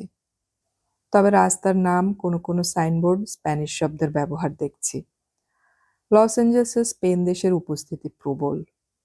সম্ভবত আমেরিকার এই সমুদ্র তটে স্পেনীয়রাই প্রথম আড্ডা গেড়েছিল জাহাজে চেপে এসে। ইংরেজির পরেই স্প্যানিশের তাই দাপট এখানে। লস অ্যাঞ্জেলসের কাছাকাছি শহরগুলোর নামেই সেটা মালুম হয়। সান ডিয়েগো শহরে জলজ প্রাণীর চিড়িয়াখানা দেখতে গিয়ে এরকম প্রচুর নাম দেখেছি। দোতলা বাড়ি, একতলাটা চমৎকার গোছানো। জিনিসপত্র রেখে সেখানেই হাত পা ছড়িয়ে বসার পর নূপুর তার মেয়েকে ডাকলেন। দ্বিতীয়বারে তার সাড়া পাওয়া গেল। একসময় সে এসে সিঁড়িতে দাঁড়ালো। এত সুন্দরী কিশোরী আমি খুব কম দেখেছি। নূপুর তাকে বাংলায় আমাদের পরিচয় দিলেন। মেয়েটি ইংরেজিতে আমাদের সঙ্গে পরিচয় করল। জলের মাছকে ডাঙায় তুললে যেমন হয় তেমন অবস্থা আর কি। কি করছিল জিজ্ঞাসা করতে হেসে বলল, সিনেমা দেখছিলাম। নূপুরের এক মেয়ে, কোডাইতে পড়ে, ছুটিতে বেড়াতে এসেছে। ও নিজের ঘরে ফিরে গেলে জানতে পারলাম মেয়েকে ভারতীয় আবহাওয়ার সঙ্গে রপ্ত করাতেই নূপুর তাকে কোডাইতে পড়তে পাঠিয়েছে। পড়াশোনায়ও ভালো, শুধু সিনেমা দেখার নেশা খুব। বাংলা বলতেই চায় না, পড়তেও পারে না। আমেরিকায় পড়াশোনা করলে যা হতো, ভারতবর্ষের অন্যতম দামি স্কুলে গিয়ে তার চেয়ে বেশি অভারতীয় হয়ে গেছে।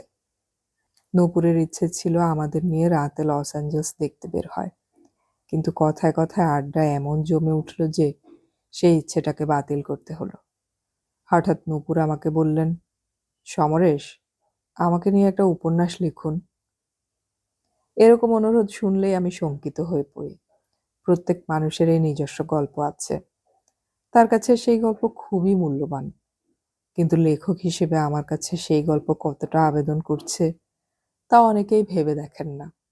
আমি হেসে বললাম, আগে শুনি, তারপর বলবো লিখতে পারবো কিনা।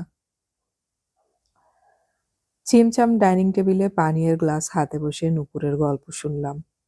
কেবলই মনে হচ্ছিল এই মধ্যবয়সিনী সুন্দরীকে আমি বাল্যে যখন দেখেছি তখন কি ঘুণাক্ষরে ভেবেছিলাম এর উপর দিয়ে এমন ঝড় বয়ে যাবে, এবং এত ঝড়ের পরেও ভদ্রমহিলা এত উচ্ছল হাসি খুশি থাকবেন। নূপুর প্রথমেই বললেন, আমার দুটি সন্তান, একটিকে তো দেখলেন, আরেকটি এখন সরকারের হেফাজতে। ও অসুস্থ, এমন একটা অসুখ যা কোনোদিন সারবে না। শুধু তাই নয়, সামান্য একটু ইনফেকশন হলেই মারা যাবে। এখন ওর বয়স প্রায় 20। কথা বলতে পারে না, কিন্তু গান বাজনা চমৎকার বোঝে। সরকার ওকে নিয়েছে ওর অসুখটা সম্পর্কে পরীক্ষা নিরীক্ষার জন্যে। ইনফেকশন ফ্রি ঘরে ওকে রেখেছে। আমাকে চিনতে পারে, কিন্তু সেটা খুবই সাময়িক। মার ডাকটা ওর মুখে আমি শুনতে পাবো না। ও বেঁচে আছে এটুকুই। ভারতবর্ষ হলে অনেকদিন আগেই মরে যেত। এদেশের চিকিৎসা বিজ্ঞান এবং সরকারি ব্যবস্থায় আমার ছেলে এখনো জীবিত, এইটুকুই। খুব অবাক হয়েছিলাম। নূপুরের যে ছবিটা এতক্ষণ আমার কাছে ছিল তা একদম বদলে গেল। যেন মাথার ওপর নেমে আসা ভারটাকে এক হাতে সরিয়ে দিয়ে আবার হাসার চেষ্টা করলেন নূপুর। ঠিক আছে, এর সবই তো জীবনের অঙ্গ, তাই না? সেই রাত্রে অনেক রাত পর্যন্ত আমরা নূপুরের গল্প শুনেছিলাম। জলপাইগুড়ির মতো ছোট্ট মফস্বল শহরে বড় হয়ে ওঠা একটি সাধারণ মেয়ে কলকাতায় এসে যে স্বপ্ন দেখেছিল তা পূর্ণ হতে যাচ্ছিল মনের মতো স্বামী পেয়ে। কিন্তু সেই স্বামীর সঙ্গে একদা ভারতবর্ষ ছেড়ে অনেক দেশ ঘুরে আমেরিকায় বসতি স্থাপনের নিরন্তর চেষ্টায় যে দুর্গতি, তার হিসেব উনি আগে করেননি। কিন্তু প্রাণপণ লড়াইয়ের পরেও ঈশ্বর নির্মম হন কখনো কখনো। সেই গল্প আমার কাছেও বিস্ময়ের। নূপুর চেয়েছিলেন আমরা ওর কাছে কিছুদিন থাকি, যে কোনো বাঙালি মেয়ের মতো ভালো মন্দ রেঁধে খাওয়ানোর শখ ওর। কিন্তু আমরা বেরিয়ে পড়তে চাইলাম। পরদিন দুপুরে নূপুরে আমাদের পৌঁছে দিয়ে গেলেন গ্রেহাউন্ড বাস স্টপে। আমরা পশ্চিম থেকে পূবে বাসে চেপে পাড়ি দেব, এতে ওর বিস্ময়ও ছিল। আমাদের সামনে এখন গোটা আমেরিকার ম্যাপ। এখন রয়েছে প্রশান্ত মহাসাগরের গায়ে।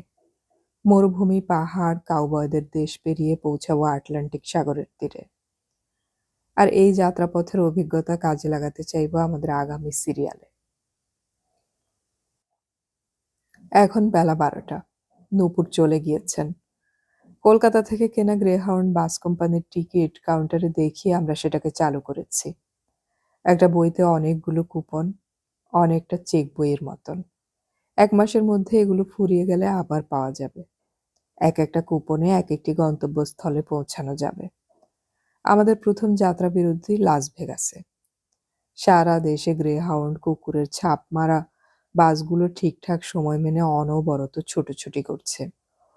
পয়সা যাদের কম অথচ দেশ দেখার যাদের শখ, তাদের দারুণ উপকারে আসে এই বাস যাত্রা।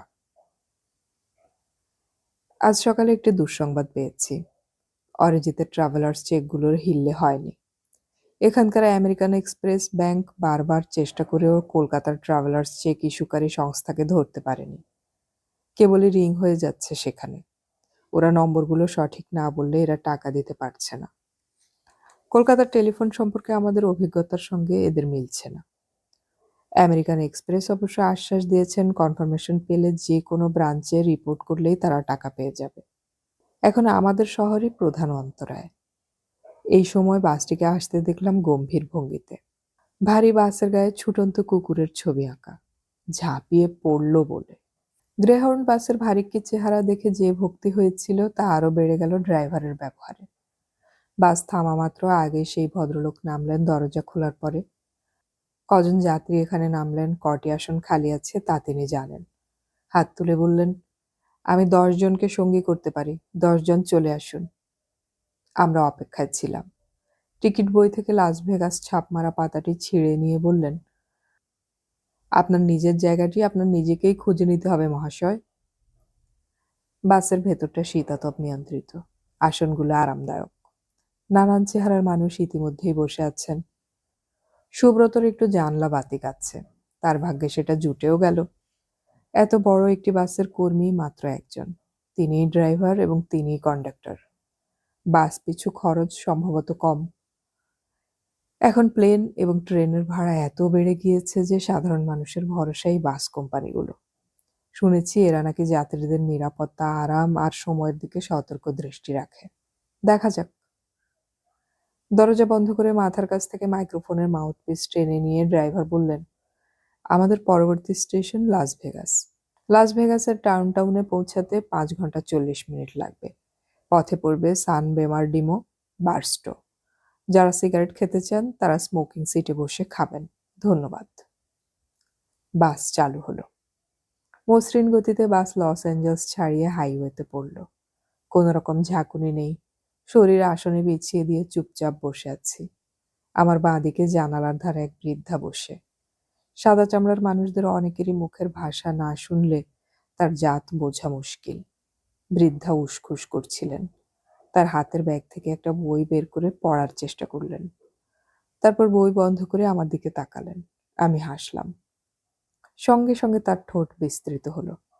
যাক, আপনি তাহলে গোমরা মুখ নন। মানে? আমি হকচকিয়ে গেলাম। বাসে ওঠার পর থেকে আমি প্রার্থনা করছি আমার পাশে যেন কোনো গোমরা মুখ না বসে। আসল ব্যাপারটা হলো, কথা না বলে আমি থাকতে পারি না। হেসে ফেললাম। আপনার সঙ্গে আমার বেশ মিল দেখতে পাচ্ছি। উনি খুব খুশি হলেন। সত্যি? আমি ক্যাথরিন, সান ডিয়েগোতে থাকি। আমি সমরেশ, ভারতবর্ষের মানুষ। আমাদের কথা স্বাভাবিকভাবেই ইংরেজিতে হচ্ছিল। ভদ্রমহিলার পূর্বপুরুষ স্পেন দেশ থেকে এসেছেন। ইংরেজি বলেন আমাদের মতনই, ফলে সুবিধে হচ্ছিল। ক্যাথি বললেন, আমি কখনো এশিয়াতে যাইনি, আর যাবই বা কি করে? প্রত্যেক বছর লাস ভেগাসে গিয়ে $4-5 হাজার হারালে আর কোথাও যাওয়া যায়? একটা স্কুলে পড়ি আর কত টাকা পাই বলুন? আপনি প্রতি বছর লাস ভেগাসে হাঁটতে যান? হাঁটতে কি আর যাই, গিয়ে হারি। হারেন যখন তখন যান কেন? যাওয়ার আগে প্রত্যেকবার ভাবি জিতবো, তাই। খুব হাসলেন ক্যাথি। তারপর ফিসফিস করে বললেন, আসলে ওই স্লট মেশিনগুলো আমাকে খুব টানে। তাছাড়া কার জন্য টাকা জমাবো বলো? তুমি এর আগে ওখানে গিয়েছো? আগে না, এই প্রথমবার। সাবধানে খেলবে, তবে বিগিনার্স লাক বলে একটা কথা আছে। প্রথমবারে আমি 1200 জিতেছিলাম। তোমার কোনো চিন্তা নেই, আমিই সব বলে দেব। তোমার নামটাকে একটু ছোট্ট করে বলা যায়? আপনার যা ইচ্ছে। আমি বন্ধুদের দিকে তাকালাম। সুব্রত এক মনে জানালার বাইরে পৃথিবী দেখছে। অরিজিতের পাশে যিনি বসে তার সোনালি চুলের বাহার দেখতে পাচ্ছি। অত সুন্দর যার চুল, তার মুখ সুন্দরতর হতে বাধ্য। অরিজিৎকে হাসতে দেখলাম। এই দুর্লভ ব্যাপার ঘটল যখন, তখন সুন্দরীর সঙ্গে নিশ্চয়ই আলাপ হয়েছে। আমার সন্তোষদার মুখে শোনা একটা গল্প মনে পড়ল।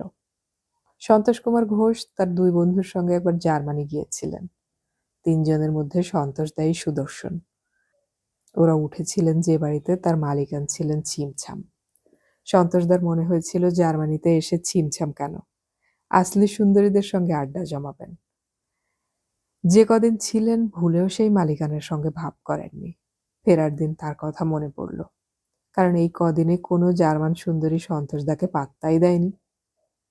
কিন্তু তখন খুব দেরি হয়ে গেছে। বিদায় দিতে এসে দলের সবচেয়ে খাটো চেহারার মানুষটির গলা জড়িয়ে আদর করে গেলেন ছিমছাম মালকিন। সন্তোষদাকে পাত্তাই দিলেন না। ওই দুঃখ সন্তোষদা অনেক কাল বহন করেছিলেন। অরিজিতের পাশের সোনালী সুন্দরীটিকে দেখতে খুব ইচ্ছে করছিল, কিন্তু চলন্ত বাসে হেঁটে এগিয়ে যাওয়াটা অভদ্রতা হবে। এ সময় ক্যাথি আমার বাহুতে টোকা দিলেন, ওই দেখো মরুভূমি। এর আগে মরুভূমি দেখেছি সিনেমার পর্দায় আর প্লেট থেকে। এখন পর্যন্ত রাজস্থানে যাওয়ার সুযোগ ঘটেনি। অতএব জানালার বাইরে একটা জলজ্যান্ত মরুভূমি দেখে আমি দিশেহারা হবই। দুপাশের আদিগন্ত বালির বুক ভেদ করে চওড়া রাস্তাটা চলে গিয়েছে। এখান থেকে দেখলে মোটেই ভয়ানক মনে হয় না। নাভাদার এই মরু অঞ্চল কিন্তু খুব নিরীহ নয়, অন্তত এই শীতাতপ নিয়ন্ত্রিত বাসে বসে যেমনটি দেখছি। এমনিতেই আমেরিকার রাস্তায় মানুষের চলাফেরা কম, মরুভূমিতে আশা করাই বোকামি। এক নাগাড়ে যাত্রা না হলে আমরা মাঝে মাঝে নামতে পারতাম। পথের গায়ে মাঝে মাঝে বিশ্রামাগার, মোটেল, চা জলখাবার পাওয়ার খোঁজ দেওয়ার চিহ্ন দেখতে পাচ্ছি। হঠাৎ ক্যাথি নিচু গলায় বললেন, তুমি তো প্রথমবার যাচ্ছ, তাই একটা কথা বলি। লাস ভেগাসের মেয়েদের সম্পর্কে আগ্রহী হয়েও না। আমার ভাবনা কোথায় ছিল আর কোথায় নিয়ে এলেন ক্যাথি। বৃদ্ধার দিকে তাকালাম। হয়তো এককালে সুন্দরী ছিলেন, কিন্তু সময় দাঁত বসিয়েছে চামড়ায় নির্দয়ভাবে। হঠাৎ মনে হয় এই সাদা মহিলার সঙ্গে আমার জলপাইগুড়ির সেনপাড়ার কনক মাসির কোনো ভেদ নেই। কলকাতা যাওয়ার সময় কনক মাসি ঠিক এই গলায় আমাকে সতর্ক করেছিলেন। হেসে জিজ্ঞাসা করলাম, কেন, ভয়ের কিছু আছে? নিশ্চয়ই, চোখ বড় করলেন ক্যাথি। তোমার পয়সা কি সস্তা? পয়সা যদি খরচ করতে হয় তাহলে গরিব দুঃখীকে দান করবে, তাতে মনে তৃপ্তি আসবে। কোনো মেয়ের শরীরের জন্য ইডিয়ট ছাড়া কেউ খরচ করে না। তাছাড়া এখন ওইসব মেয়েদের 90% জনের শরীরে এইডসের সম্ভাবনা আছে, জানো? যেন নতুন কথা শুনলাম এমনভাবে ঘাড় নাড়লাম। ক্যাথি আশ্বস্ত হলেন। বললেন, তুমি কোথায় উঠছো? বললাম, জানি না, আমার 2 বন্ধু সঙ্গে আছে। ও, আমি উঠছি তাজমহলে, $100 দিনে। ওখানেই চলে এসো। $100? গলা শুকিয়ে গেল। আমরা $25 3 জন এক ঘরে থাকার পার্টি। ব্যাপারটা ভদ্রমহিলাকে বোঝানো যাবে না। বিকেল হয়ে গিয়েছিল। হঠাৎ মরুভূমির বুক ফুঁড়ে সাইনবোর্ড হাজির হতে লাগলো। সস্তায় হোটেল এবং রেস্টুরেন্ট, ক্যাসিনোর নেমন্তন্ন। আপনাকে এমন একটা রাত দেব যা সারা জীবন মনে রাখবেন। বুঝলাম লাস ভেগাস এসে গেছে, কিন্তু সেটা যে এখনো মাইল 30 দূরে তা পরে বুঝলাম। অন্ধকার হতেই মাঝে মাঝে নিয়ন সাইন দেখা যাচ্ছিল, ওই ক্যাসিনোর বিজ্ঞাপন। তারপরে এই মরুভূমির অন্ধকার, গাড়ির ভেতর একটা হালকা আলো জ্বলছে। চুপচাপ গ্রেহাউন্ড এগিয়ে চলেছে। হঠাৎ দূরে আকাশের পটভূমিতে অজস্র হিরেকে জ্বলতে দেখলাম। ক্যাথি নড়ে চড়ে বললেন, ওই হলো লাস ভেগাস। কি সুন্দর, তাই না? সুন্দর শব্দটির তলায় অনেকগুলো দাগ টানতেই ওরা লাস ভেগাস শহরটিকে গড়েছেন। শহরে ঢোকার সময় সেই রকম মনে হয়। একজন জুয়ারি বলেছিলেন, সুন্দর এবং বীভৎস। দ্বিতীয় শব্দটির অর্থ বোঝার সময় এখনো হয়নি। আমি শুধু বাকরহিত হয়ে দেখছিলাম ছবির মতো একটা শহর, যার রাস্তায় একটাও মানুষ নেই। রাত 7টাতেও দিনের আলোকে হারিয়ে দিয়ে রাতের আলো জ্বলছে। এক একটা বাড়ি মানে এক একটা ক্যাসিনো। বিজলি আলোর এমন বাহার আমি কখনো দেখিনি। প্রথমে পড়লো ট্রপিকানা, তারপর রিভেইরা। 1 মিনিট দাঁড়িয়ে কিছু যাত্রী নামিয়ে বাস ছুটলো ডাউনটাউনের দিকে। ট্রপিকানা এবং রিভেইরা যেমন লাস ভেগাসের একটা পাড়া, তেমনি ক্যাসিনোরও নাম। চোখে পড়ল ট্রাম্প, তাজমহল, সিজার ইত্যাদি পৃথিবী বিখ্যাত ক্যাসিনো। হঠাৎ মনে হবে একটা স্বপ্নপুরীতে চলে এসেছি, যার কোথাও মানুষ নেই। ক্যাথি বললেন, এই শহর দিনে ঘুমায়, রাতে জাগে। এই সময়টা এদের কাছে ভোরের মতো। একটু বাদে সব জমজমাট হয়ে যাবে। ডাউনটাউনের গ্রেহাউন্ড বাস টার্মিনাল তেমন বড় নয়। আসন ছেড়ে মাথার উপর থেকে সুটকেস নামিয়ে এগোচ্ছি। 4-5 জন যাত্রীর সামনে অরিজিৎ এবং সেই সোনালি চুলের মেয়েটি। এখনো তার মুখ দেখতে পাচ্ছি না। সুব্রত আমার সামনে এলো। খুব জমিয়ে গল্প করতে করতে এলি? পিসিমা মাসিমারা আমাকে সব সময় পছন্দ করেন, কিন্তু সামনে দেখেছিস? ততক্ষণে স্বর্ণকেশী বাস থেকে নেমে পড়েছে। অরিজিৎকে দেখলাম গম্ভীর মুখে একপাশে দাঁড়াতে। মেয়েটি চলে যাচ্ছে রাস্তার দিকে। তার মুখ আর দেখা হলো না আমার। পরে অরিজিৎকে প্রশ্ন করে জেনেছি ওদের কথা হয়েছিল গন্ধ নিয়ে। মেয়েটি ওকে জিজ্ঞাসা করেছিল, তুমি কোন আফটারশেভ ব্যবহার করো? অরিজিৎ নামটা বলেছিল। ব্যাস। সুব্রত বলেছিল, ওটা একটা ইঙ্গিত ছিল বন্ধুত্ব তৈরি করার। কি জানি। বাস থেকে নেমে ক্যাথি জিজ্ঞাসা করলেন, কি আমার হোটেলে যাবে? বললাম, তাজমহল তো একটু আগে ছাড়িয়ে এলাম। আমার মনে হয় বন্ধুরা এদিকে থাকতেই পছন্দ করবে। তোমাকে অনেক ধন্যবাদ। ক্যাথি মাথা নাড়লেন। ঠিক আছে, সময় পেলে ওখানকার ক্যাসিনোতে চলে এসো। ভদ্রমহিলা একটা ট্যাক্সি নিয়ে তাজমহলের দিকে চলে গেলেন। সুব্রত বলল, চল একটা গরিবী মোটেল খোঁজা যাক। বাস টার্মিনাল থেকে বেরিয়ে আমরা হাঁটতে শুরু করলাম। এখন 2-1 জন মানুষ দেখা যাচ্ছে। সামনেই একটা বিরাট হোটেল, হোটেল নাভাদা। তার আকৃতি এবং সাজসজ্জা আমাদের কলকাতার যে কোনো 5 তারার চেয়ে কম নয়। এদিকে কাছাকাছি কোথাও কোনো মোটেল সাইন দেখতে পাচ্ছি না। অরিজিৎ বলল, দূর, এই রাতের আর খোঁজাখুঁজি করতে ইচ্ছে করছে না। ওই হোটেলটায় ঢুকে দেখা যাক। সুব্রত আঁতকে উঠল। তোমার মাথা খারাপ হয়েছে? চেহারা দেখে বুঝতে পারছো না পকেট খালি হয়ে যাবে? এটা আমারও বিশ্বাস। $1 আমাদের কাছে এখন 20 টাকার চাইতেও মূল্যবান। কিন্তু আশেপাশে কোনো মোটেল নেই। হলিডে ইন আছে, কিন্তু তার মূল্য আমরা জানি। শেষ পর্যন্ত অরিজিতের জেদেই আমরা হোটেল নাভাদার দরজা ঠেলে ভেতরে ঢুকলাম। বাঁদিকে বিরাট হলঘর। সেখানে রঙিন আলোয় ক্যাসিনোয় কিছু মানুষ ছড়িয়ে ছিটিয়ে। স্লট মেশিনের হাতল টানার শব্দ কানে আসছে। ডান দিকে রিসিপশন। সেখান থেকে ডাক ভেসে এলো, এই যে ভদ্র মহোদয়গণ, আমি কি কোনো সাহায্য করতে পারি?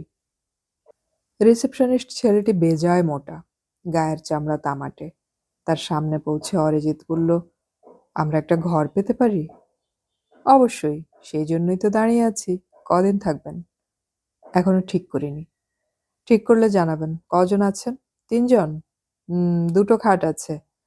একজনকে ম্যানেজ করে নিতে হবে। এটা অবশ্য নিয়ম নয়। $21 দিন, আর এইখানটায় নাম ধাম পাসপোর্ট নাম্বার লিখে সই করে ফেলুন। 3জনেই হকচকিয়ে গেলাম। $21? ঠিক শুনছি তো? অরিজিৎ জিজ্ঞাসা করল, কত ডলার দিতে হবে বললেন? একদিনের জন্য $21। অরিজিৎ চটপট দিয়ে দিল। সই সাবুত করার পর রিসেপশনিস্ট 2টো চাবি দিয়ে বলল, ওই লিফটে উঠে সোজা 8 তলায় চলে যান।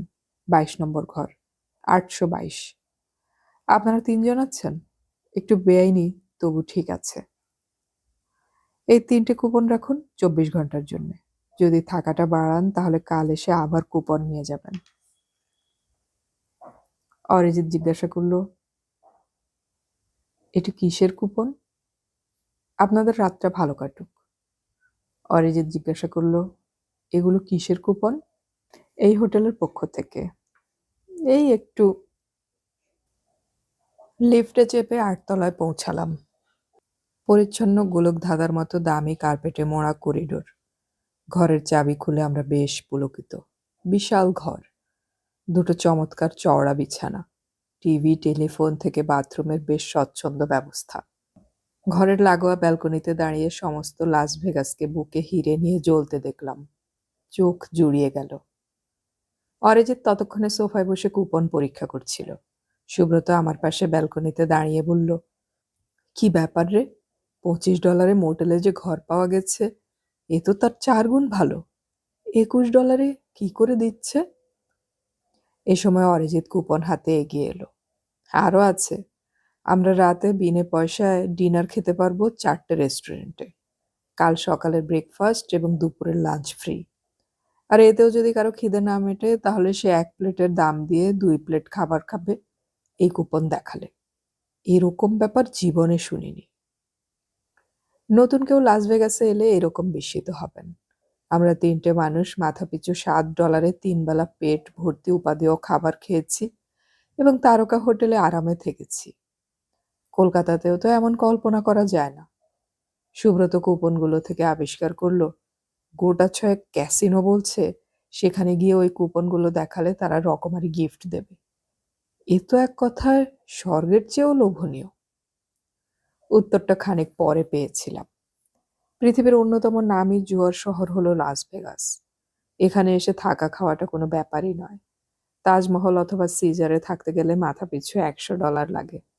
কারণ ওখানকার যা ব্যবস্থা তা আমেরিকার যে কোনো শহরে অন্তত দৈনিক $500 হোটেলের সমান। এই ঢালাও ছাড় দেওয়া হয়েছে কারণ এই শহরের প্রধান রোজগার জুয়া থেকে, এবং এরা আশা করেন যে আপনি এখানে থাকলে জুয়া খেলবেনই। আর কে না জানে 100 জন জুয়াড়ির মধ্যে একজন লাভের মুখ দেখেন আর বাকি 99 জনের পকেটের ডলার এদের তহবিলে জমা হয়। লাস ভেগাসের সরকারি ব্যবস্থা চমৎকার, কিন্তু ক্যাসিনোর মালিকরা স্থির করেছেন তারা কোনো মতেই এখানে অপ্রিয় কাণ্ড ঘটতে দেবেন না। তাদের নিজস্ব রক্ষী বাহিনী সর্বদাই সজাগ। রাত 3টেও স্বচ্ছন্দে হেঁটে বেড়ানো যায়। এরা নাকি একবার বিজ্ঞাপন দিয়েছিলেন, আপনি লাস ভেগাসে বেড়াতে আসুন, ডলার হয় আপনার নয় আমাদের পকেটের ভার বাড়াবে, কিন্তু তৃতীয় কারোর হাতে পড়বে না। কিন্তু বঙ্গ সন্তানের পক্ষে এত সুযোগ সুবিধা একসঙ্গে পেলে হজম করতে একটু মুশকিল হবেই। 10টা নাগাদ আমরা সেজেগুজে নিচে নামলাম। লাস ভেগাসে মোটেই ঠান্ডা নেই, গরমও লাগছে না এই মরু শহরে। নাভাদা হোটেলের এই ক্যাসিনোর স্লট মেশিনগুলোর সামনে তেমন ভিড় নেই। তাসের আসরে কিছু লোকজন আছেন। গ্ল্যামারের দিক দিয়ে এটি নিশ্চয়ই চোখে পড়ার মতো নয়। আমরা রাস্তায় নামলাম, মানুষজন দেখতে পাচ্ছি। পুজোর সময় মণ্ডপে মণ্ডপে ঘোরার যে জনতা দেখা যায়, এদের মনে হলো সেই মেজাজে ক্যাসিনোগুলোতে ঢু মারছেন। গ্রেহাউন্ড বাস টার্মিনালের সামনে দিয়ে যাওয়ার সময় দেখলাম এক বাস বৃদ্ধা মহিলা নামলেন। এদের অনেকেই ভালো করে হাঁটতে পারছেন না, কিন্তু জুয়ো খেলার নেশায় ছুটে এসেছেন। অরিজিৎ আর সুব্রত ঠিক করলো আজ রাত্রে ডিনার খেয়ে বিশ্রাম নেবে, কাল ঘুরবে। সামনেই ক্রাউন নামের একটি ক্যাসিনো, সেখানকার রেস্টুরেন্টে আমাদের ডিনার খাওয়ার কথা। ঢুকে দেখলাম এদের ক্যাসিনো বেশ রমরমে, ভিড়ও বেশ। একপাশের ডায়াসে সুন্দরী স্বল্পবসনা গায়িকা প্রেমের গান গাইছেন চমৎকার গলায়। আমরা নামি রেস্টুরেন্টে ঢুকে টেবিল নিতেই ওয়েটার হাসি মুখে কুপন নিয়ে গেল।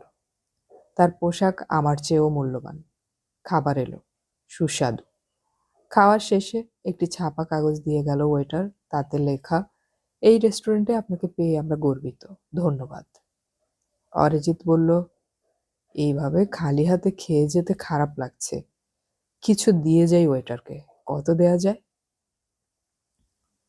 আমেরিকান কোনো দামি রেস্টুরেন্টে কখনো খাইনি এর আগে। কলকাতা হলে 10 টাকা দিলেই চলতো, এখানে তো $1ও দেয়া যায় না। অতএব অরিজিৎ একটা $5 নোট প্লেটে রেখে উঠে দাঁড়ালো। আমরা ক্রাউনের ক্যাসিনো ঘুরে দেখলাম। রঙিন আলোয় মোড়া ক্যাসিনোর স্লট মেশিনগুলোর গায়ে 1 সেন্ট থেকে 10, 25, 50, $1, 5 এবং $50 ছাপ মারা আছে। প্রতিটি সারিতে ডলার ভাঙিয়ে টোকেন দেওয়ার ব্যবস্থা। সেখান থেকে টোকেন নিয়ে নিজের বাজেট অনুযায়ী স্লট মেশিনের সামনে বসে যাও। টোকেন গর্তে ফেলো এবং হাতল ধরে টানো। সঙ্গে সঙ্গেই সামনে নানা রকমের ছবি এবং অক্ষর ভেসে উঠবে। কোন কোন ছবি বা অক্ষর সমান্তরাল এলে কত পাওয়া যাবে তা মেশিনের গায়ে লেখা আছে। দেখলাম তেমন ভাগ্যবান হলে 25 সেন্টের টোকেনে $1000ও পাওয়া যায়। ওপাশে রুলেট খেলা হচ্ছে, তার পাশে রামি। খেলোয়াড়দের পোশাক দেখলেই বোঝা যায় ওড়াবার মতো প্রচুর টাকা এদের আছে। ক্রাউন থেকে বেরিয়ে এসে আমরা দাঁড়ালাম। এত তাড়াতাড়ি হোটেলে ফিরতে ইচ্ছে করছিল না আমার। লাস ভেগাসে এখন সবে সন্ধে। সুব্রত বলল, একা একা ঘুরবি? যদি কিছু হয়ে যায়? দরকার কি, কাল সকালেই বরং। হাসলাম। ভয়ের তো কিছু নেই, আর কাল সকালে এখানকার সবাই ঘুমাবে। ওদের সঙ্গে নাভাদা হোটেল পর্যন্ত এলাম আমি। ওরা লিফটে উঠে গেলে ক্যাসিনোর চারপাশে তাকালাম। আমার কাছের একটা স্লট মেশিন থেকে পয়সা পড়ছে। এক মাঝবয়সী ভদ্রলোক যিনি হাতল টেনেছেন তিনি নির্লিপ্ত চোখে সেই পয়সা পড়া দেখছেন। টুংটাং আওয়াজটা বড় মধুর। আমি এগিয়ে গেলাম বার কাউন্টারে। এখানে একটার দাম দিয়ে দুটো বিয়ার পাওয়া যায়। পাশের লম্বা টুলে পা ঝুলিয়ে বসেছিল এক কালো প্রৌঢ়। চোখাচোখি হতেই লোকটা হাসল, কেমন দালাল গোছের হাসি। পাকিস্তান? না, ভারতবর্ষ। তাই? আমি নিউ দিল্লিতে ছিলাম কিছুদিন, আজই এখানে আসা হলো। বিয়ার খেতে খেতে মাথা নাড়লাম। হ্যাঁ। আমি স্যাম, এখানেই থাকি। কত নম্বরে আছো? 822। হো, 3 জন? অবাক হলাম। জানলো কি করে? মাথা নেড়ে হ্যাঁ বললাম। তোমার বন্ধুরা কোথায়? ওরা আজ রাত্রে বেরোবে না। সে কি, আনন্দ করতে হলে এই শহরে এখনই তো সেরা সময়। তোমার কোনো সমস্যা হলে আমাকে বলো, স্যাম নামটা মনে রেখো। এখানকার সবচেয়ে বড় ক্যাসিনো কোনটা? লিজার, ট্রাম্প আর তাজমহল। $100 স্লট আছে ওদের। জ্যাকপট $50,000। অভিজ্ঞ লোকের পরামর্শ শোনো, ওই মেশিনে যেও না। কেন? কখনো জিতবে না। তোমার ভাগ্য পরীক্ষা করবে 25 সেন্টের মেশিনে। লোকটা আর একটু এগিয়ে এলো। যে মেশিন থেকে একবার পেমেন্ট পাবে সেটার দখল ছাড়বে না অন্তত আরো 30টা দান। বুঝেছ? বুঝলাম। রামি খেলতে জানো? জানি। তাহলে ওই বোর্ডে যাও, কম স্টেক, $5 পয়েন্ট। মানে 100 টাকা। কলকাতায় 50 পয়সা পয়েন্টে রামি খেলতে হলে দুবার চিন্তা করতে হয়। আমাকে পাগলা মশায় কামড়ায়নি। হঠাৎ স্যাম ঘুরে বসলো। হাই জিনা, তুমি কোত্থেকে? কতদিন পর দেখছি। দেখলাম মোটা সোটা একদা সুন্দরী এক সাদা মহিলা, যার মুখে প্রচুর রঙের প্রলেপ। এগিয়ে এসে স্যামের গালে চুমু খেলেন। আরে স্যাম, আঙ্কেল স্যাম, তুমি এখনো একই রকম আছো, একটুও পাল্টাওনি। স্যাম হাসলো। কফিনে যাওয়ার পর পাল্টাবো, দেখতেও পাবে না। তা কি ব্যাপার, কোথায় হাওয়া হয়ে গিয়েছিলে এই 15 বছর? কেন জানো না আমি বিয়ে করেছি? ডালাসে আছি। মাস 3 আগে স্বামী মরে গেল, তাই ভাবলাম একবার পুরোনো জায়গাটা ঘুরে আসি। খুব ভালো করেছ। স্যাম আমার দিকে তাকালো। এই হলো জিনা। যৌবনে, তা ধরো 15 বছর আগে, ওর সময় পাওয়ার জন্য লোকে $300-400 খরচ করত। হঠাৎই হাওয়া হয়ে গিয়েছিল মেয়েটা। বিয়ে করেছিল, শুনলে তো? জিনা এবার আমাকে দেখলো। এটি কে? ভারতবর্ষে থাকে, ভালো লোক। কেমন লাগছে বলো? জিনা মাথা নাড়ল। ভালো না, নিজেকে মানাতেই পারছি না। ঠিক। স্যাম মাথা নাড়ল। যেখানে যৌবনে কেউ মাতিয়ে বেড়ায় সেখানে প্রৌঢ় অবস্থায় কখনোই ফিরে আসা উচিত নয়। নিজেকে আউটসাইডার মনে হয়। তুমি কি করে আছো এখানে? আমি সারাদিন ঘুমিয়ে থাকি আর সন্ধ্যের পরে এই টুলে বসে বিয়ার খাই। তাকিয়ে দেখি ছেলে ছোকরা আমার কাজটাই করছে। নতুন মেয়েরা তোমার জায়গা নিয়েছে। কিন্তু একটা কথা জিনা, আমাদের সময় ব্যবসাটায় সততা ছিল, এখন সে সব গোল্লায় গেছে।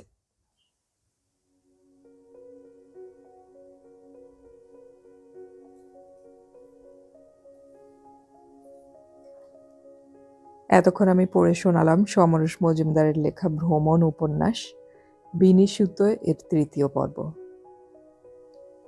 উপন্যাসটি পড়ে উত্তরাধিকারের সেই 3 বোনের কথা আমার মনে পড়ছিল। উত্তরাধিকার আমার খুব পছন্দের একটি উপন্যাস। উত্তরাধিকারে অনিমেষের সাথে যে যে ঘটনা ঘটেছিল, অনিমেষের জীবনের অনেকগুলো ঘটনার মধ্যে কিছু কিছু ঘটনা যে সমরেশ মজুমদারের নিজের জীবনের ঘটনা, এই লেখাটা পড়ে সেটা কিন্তু বোঝা যায়। এই জন্যই লেখকদের আত্মজীবনী বা ভ্রমণ কাহিনী বা অভিজ্ঞতামূলক লেখা, এগুলি পড়লে অনেক লেখার সাথে মাঝে মাঝে রিলেট করা যায়। আমার খুব ভালো লাগছে রিলেট করতে পেরে। আপনারাও যারা উত্তরাধিকার পড়েছেন তারা নিশ্চয়ই মনে করতে পারবেন। অডিও কথানে আমাদের গল্প পাঠ ভালো লাগলে চ্যানেলটি সাবস্ক্রাইব করে রাখুন এবং বন্ধুদেরকে শেয়ার করুন। আমাদের গল্প পাঠ আপনাদের কেমন লাগছে তা কমেন্টে অবশ্যই জানাবেন। খুব শীঘ্রই আমরা পরবর্তী পর্ব নিয়ে হাজির হব, শোনার আমন্ত্রণ রইল। পরবর্তী পর্ব আপলোড হওয়ার সাথে সাথেই নোটিফিকেশন পেতে হলে আমাদের সাবস্ক্রাইব বাটনের পাশের বেল আইকনটি চেপে রাখুন। গল্প পড়ি, গল্প শুনি, বাংলা গল্প ছড়িয়ে পড়ুক সবখানে।